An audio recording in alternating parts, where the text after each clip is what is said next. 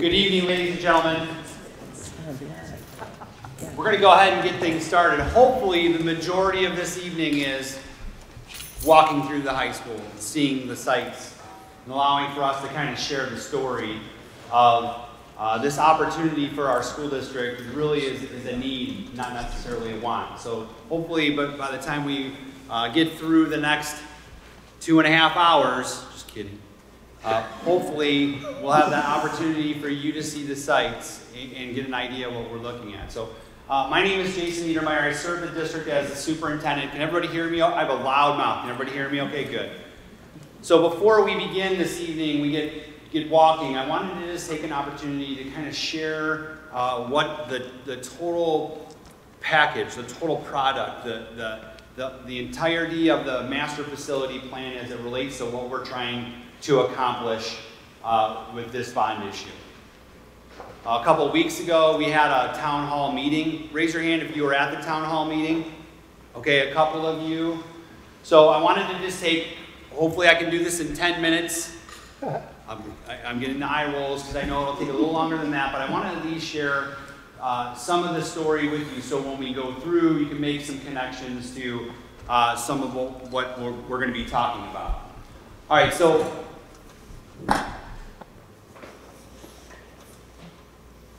the next slide is going to say, how did we get here? So the district has been engaged with a relationship with the Ohio Facilities Construction Commission for some time.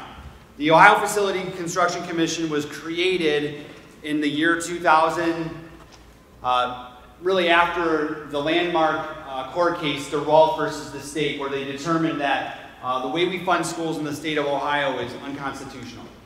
They did not fix how we fund schools in the state of Ohio, but as part of that process, what they did find was of the 614 school districts across the state of Ohio, many of those school districts had school buildings that were crumbling to the ground. So they created this, this arm of the government to help schools try to rebuild, either to renovate or replace buildings that were in bad shape.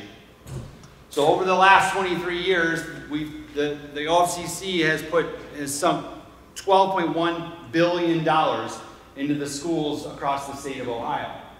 At the time, everyone got in line and said, we'd be interested in hearing what the OFCC could do for us. Brunswick was in line with everyone else. In 2015, they came forward, they said, hey, Brunswick, we're looking at you. You have the second and third worst middle schools in the state of Ohio. And we would like to have some conversations with you. Edwards Middle School and Byzantiner Middle School. So through that process and through really the conversation with them is we want to do an enrollment study, we want to do a facilities assessment, we want to look at school visioning, and we want to see how we can help your school district. At the time, the leadership that was in place said, yes, we would love to entertain that conversation with you. When they come to you and they say, we want to look at every square foot of your school system, and they developed segments of a plan.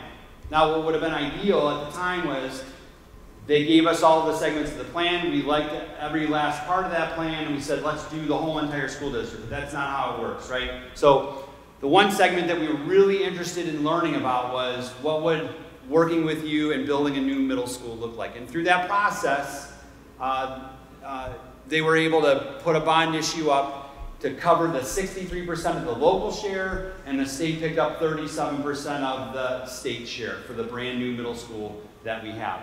And if you haven't been there, we have every interest in trying to get as many people through that building as possible to see what a brand new 21st century school building looks like. Our students, our 1,600 students that are over there are very lucky.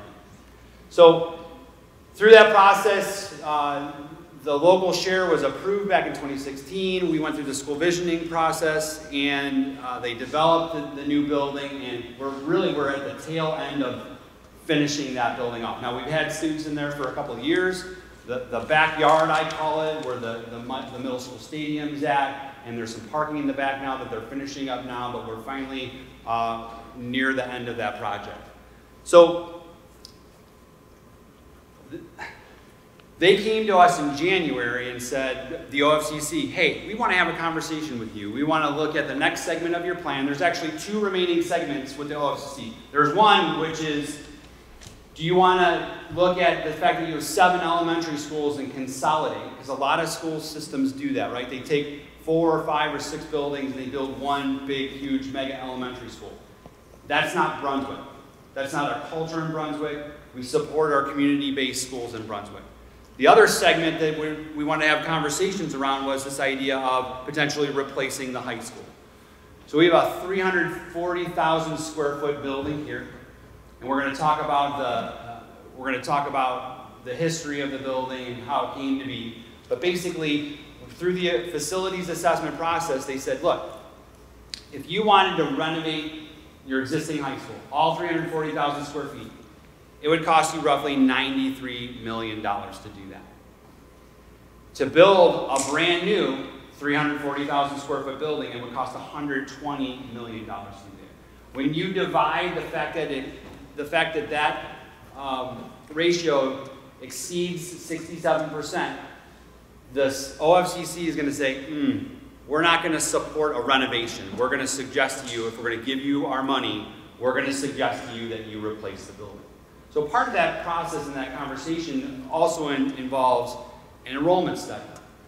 And what we found through the enrollment study is that nationally, at the state level, but even more importantly at the county level, over the past 10 years, students of school age have declined 18.4%. Brunswick is lumped into that group. We know that over the next 10 years, we're going to be 500 students smaller than we are today. So that's a concern.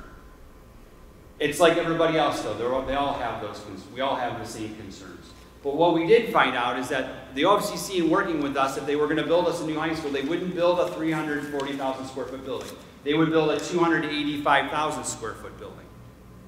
So I'm going to share with you the entire master facility project that we're hoping to be successful with, to include site upgrades across the district. And what I want you to, the framework I want you to view this through is that it's going to cost the average homeowner in Brunswick Hills $7.14 per month on a $100,000 home value. According to Zillow, the average home costs $275,000. If you do the math there, we're talking about, for everything I'm going to share with you tonight, it's going to be just under $20 a month for the average taxpayer in Brunswick Hills. Wow, this thing is really not working. All right, so back to how we got here. So in January, the OFCC comes forward, says, let's talk about a new high school. We say, yeah, we're interested in learning what the OFCC has to offer and entertain. They came to us through that process. They updated the enrollment study.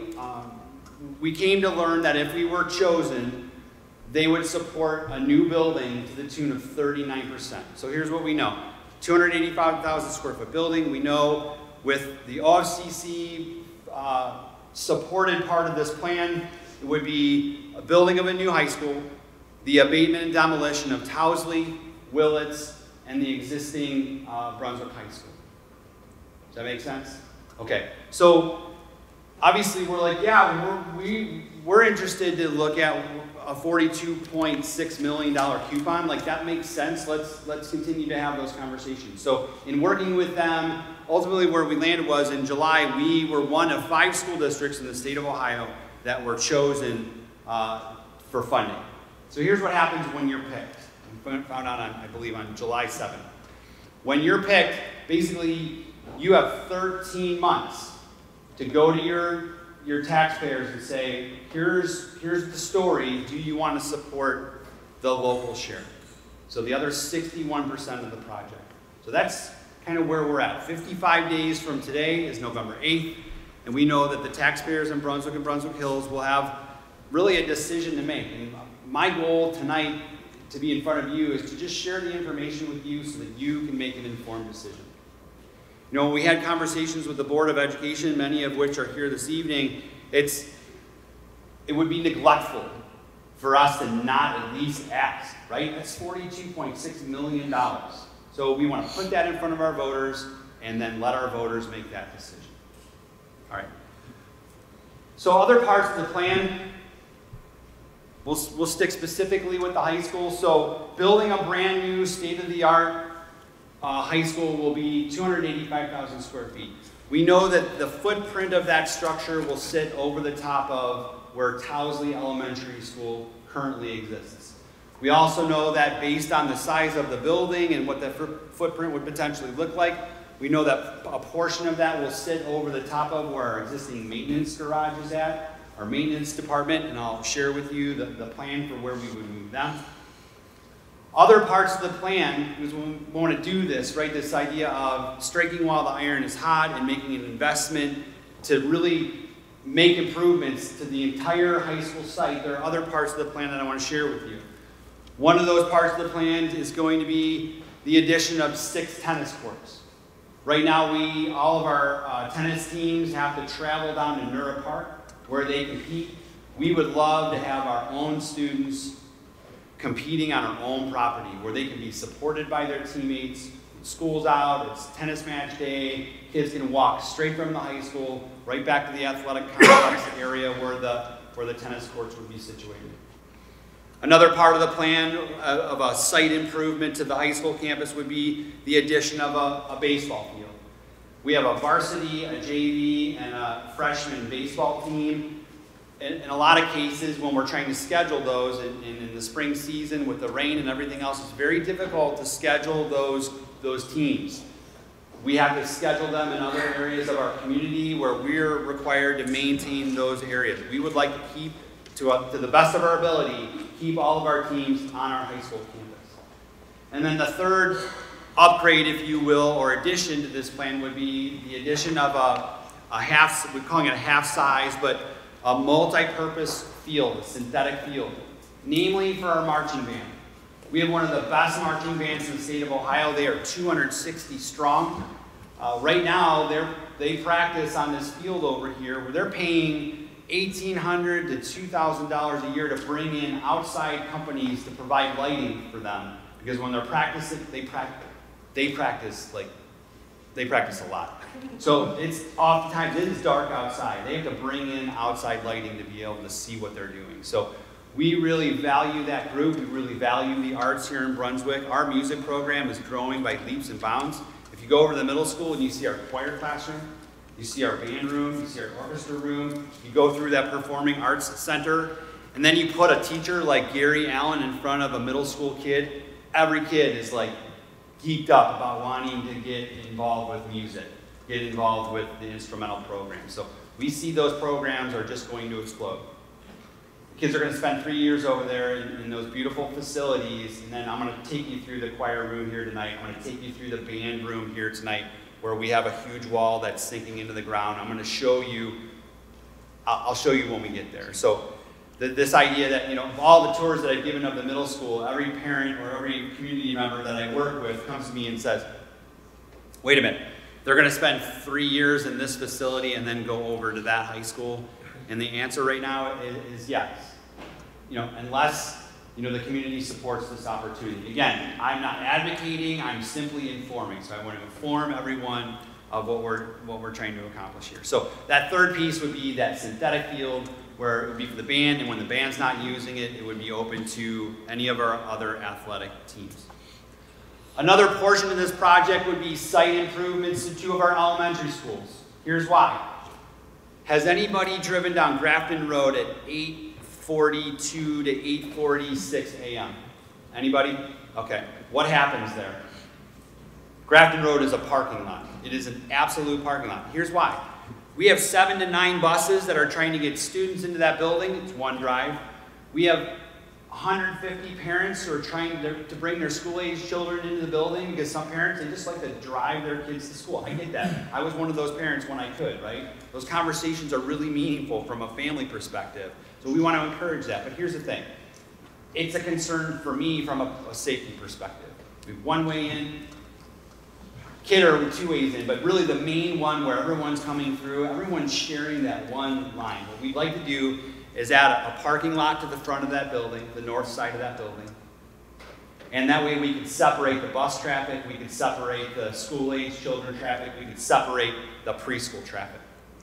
The reason why the other site upgrade to Kidder that we want to do is we want to add 5 classrooms, 4 of which really are earmarked for the early learning side of that building, preschool. Preschool law, preschool expectations from the Ohio Department of Education are changing. The special education ratios, as opposed to the typical peer ratios, there are a bunch of rules that we have to follow where, we have a good 900 square foot classroom, but we're limited on the number of students that we can put in that building, or in those classrooms. So this would provide us the flexibility to be able to meet the needs of our youngest and our earliest learners. This would be a perfect opportunity to try to take advantage of that.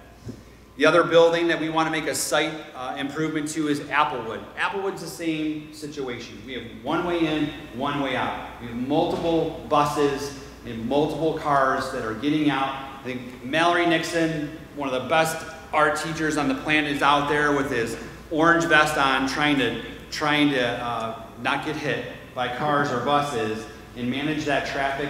Meanwhile, we have a lot of the students from the Applewood district. There's no sidewalks over there, and we have a lot of walkers that try to get into that building as well. So this would provide us the opportunity to add 4 classrooms, add a parking lot, and then take care of that safety concern of getting in and out of the building. And the loop would come, we would be able to route traffic right off of Laurel straight into the Applewood site. So those would be 2 site improvements to the elementaries that we would do as part of this plan needs that we would have. Another part of this plan that we're going to focus on is, I shared with you the maintenance department, right? So the footprint of the brand new high school will sit over where the existing maintenance department is at. We have to move it, we have to move them away from there. We know that traffic patterns, the way, and again, we know what a footprint of a 285,000 square foot building would potentially look like at the site that we have. Nothing's been determined yet. I can't show you a picture of that. That's what the school visioning process is for. We want to get stakeholders in from all over our community, much like we did with the middle school, to say, what do we want for our kids? When people drive down 303 and they look to the right, they're traveling west on 303, and they look to the right, what do we want people to see? The flagship building of our school district.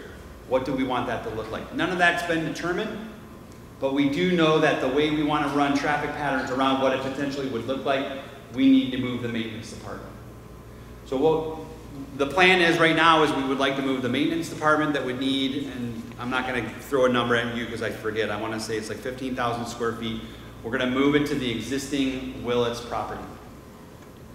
Additionally, we need to move the board office back to the existing Willits property. One of our stops tonight on the tour, we're going to show you where, because here's what I get. Sure, you want a new board office. Do you really need that? Is that a want or is that a need? So the challenge with the board office is if we were to lop off the rest of the high school, just chop it off, and I'm going to show you where that could potentially happen. Chop it off and build a wall.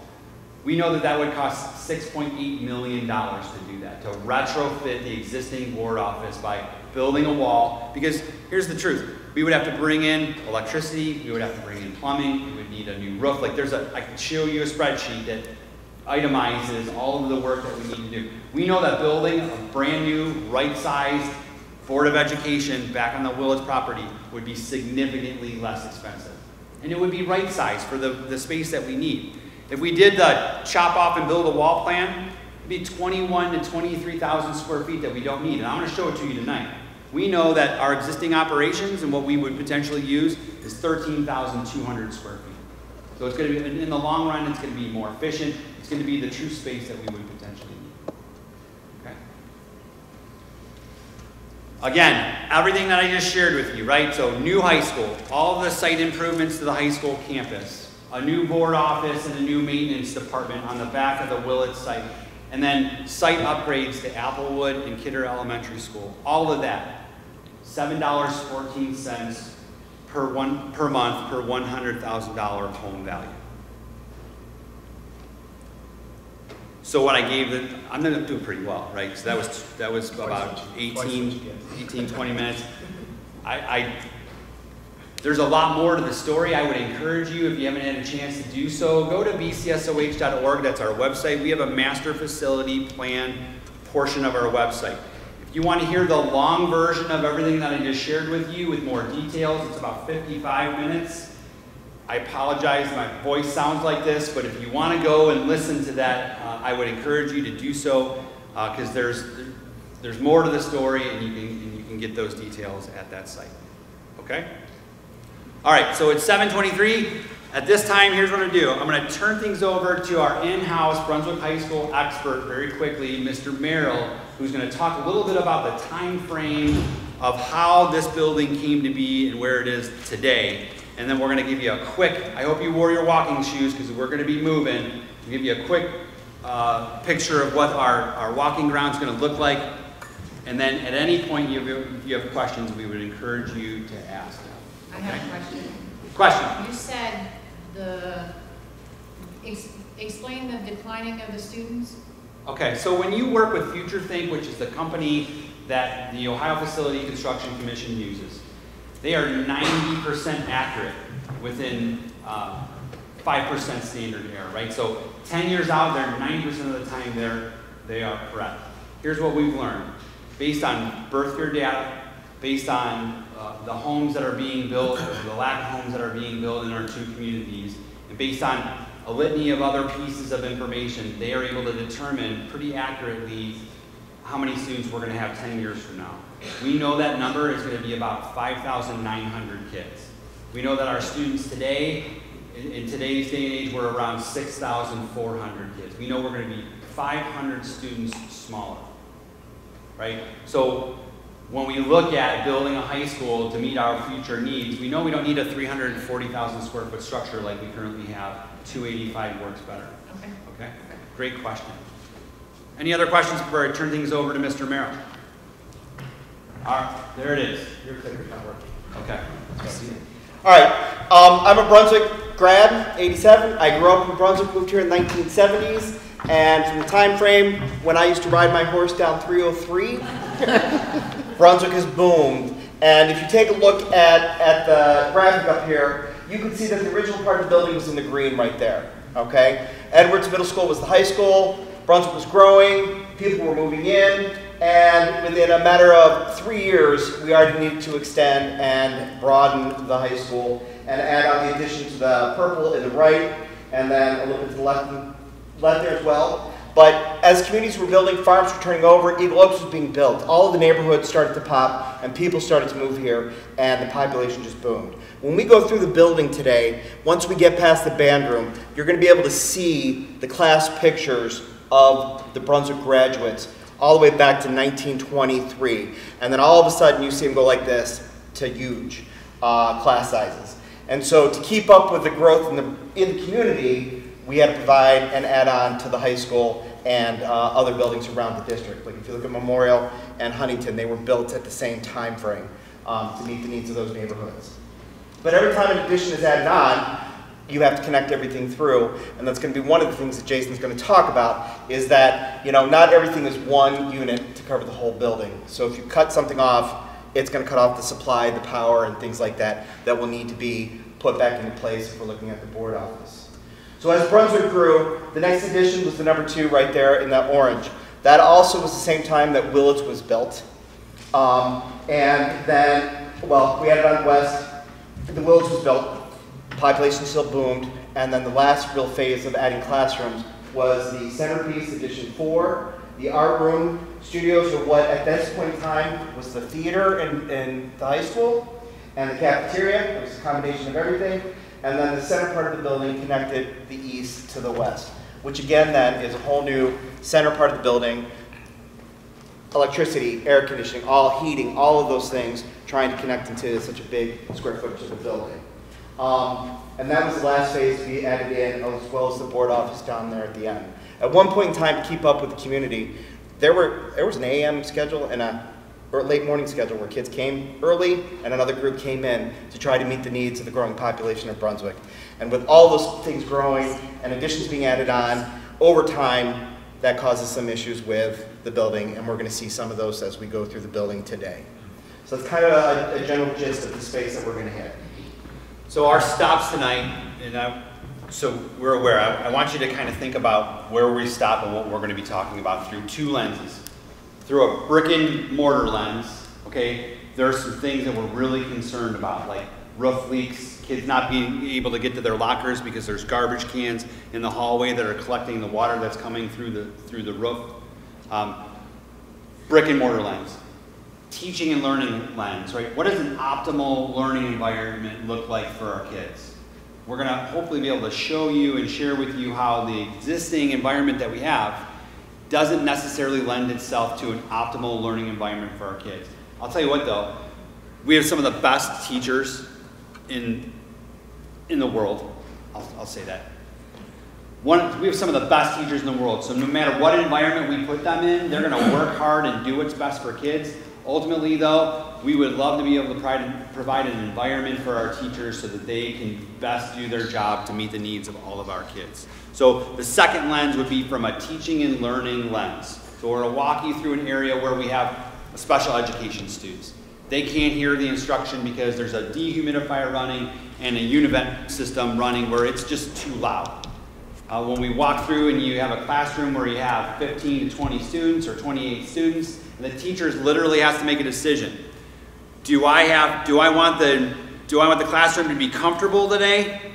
Or do I want to sweat with the students, but at least they can hear the instruction that I'm giving to them today? So I'm going to take you through some of those classrooms so you can see for yourself the noise that those systems create for the obstacles that we have for our teachers in trying to overcome some of that noise.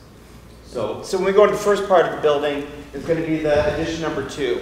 This was built in the 1970s. As you go through, you will see that the walls that are in there, it was a very open concept at that point in time. So there's divider walls and glass, and you'll see that the classrooms are all oddly shaped.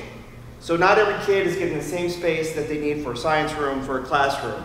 So with the walls that are up there, it works to provide a classroom, but the noise levels in between occur. And then what we have to do for some of our science rooms is that our teachers have to work with each other to say, hey, can I use your labs today? Because this classroom does not have the same resources that this one does. And so we're puzzling around and moving kids around as we go through.